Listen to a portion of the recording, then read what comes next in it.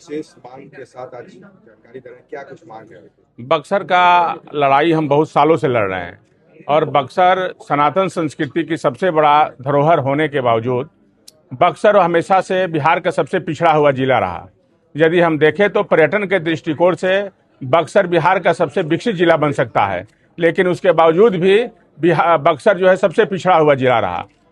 करीब 40 सालों से 50 सालों से जब से बिहार से बक्सर जिला अलग हुआ तब से और पहले भी बक्सर सबसे पिछड़ा हुआ जिला है, जबकि इस तरह का बक्सर का इतिहास नहीं है। धार्मिक इतिहास होने के बावजूद और इतना पर्यटन का दृष्टिकोण होने के बावजूद जो अकेले बक्सर जो है पूरा शाहाबाद को रोजगार दे सकता है, इतना बड़ा पर्यटन का दृष्टिकोण से और धार्मिक इतिहास है बक्सर का। लेकिन बक्सर को कमजोर किया गया। बक्सर को इसलिए कमजोर किया गया कि नेतृत्व करने वाले लोग बक्सर के कमजोर रहे और बक्सर को हमेशा बाहरी नेतृत्व करने वाला मिला, जिसके वजह से जोड़ रहे हैं। क्या कुछ खास बक्सर के बारे में देश को बताना चाहिए? जो अयोध्या की तरह ही इतिहास है ना, भगवान राम का जन्म भूमि अयोध्या है, कर्म भूमि बक्सर है। जहां से मर्यादा पुरुषोत्तम बनने की जो है उपाधि मिली भगवान प्रभु श्री राम को, वो धरती बक्सर है।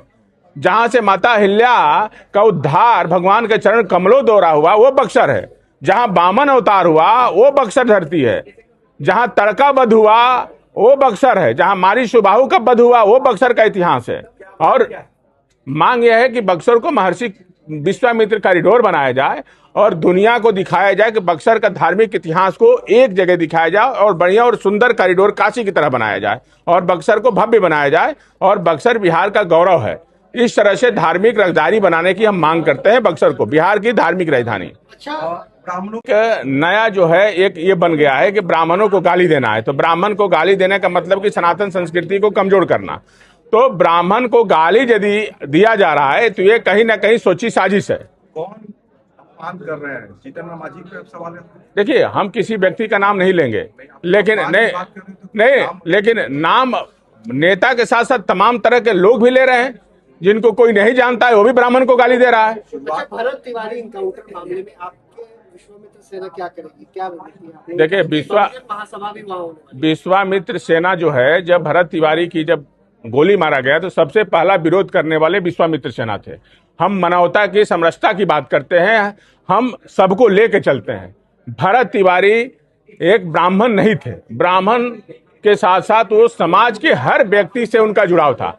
आप जाइए जवैनिया गांव में, सब पिछड़े व्यक्ति और दलित और गरीब लोग थे, उनके लिए रो रहे हैं। इतना व्यथित होकर आपको मन व्यथित हो जाएगा वहां जाइएगा तो। ये भरत तिवारी है। भरत तिवारी का इतिहास कभी भी क्रिमिनल और गुंडा का नहीं रहा है।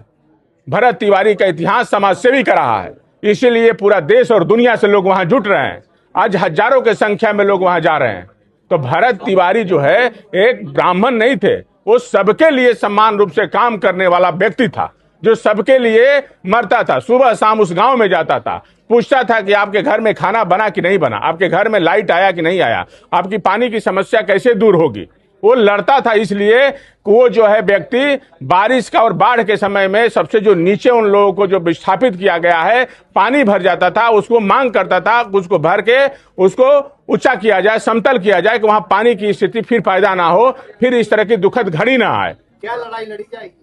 विश्वामित्र सेना, सरकार ने न्यायिक जांच का आदेश दे दिया है, तो सरकार पे हम लोग भरोसा रखते हैं।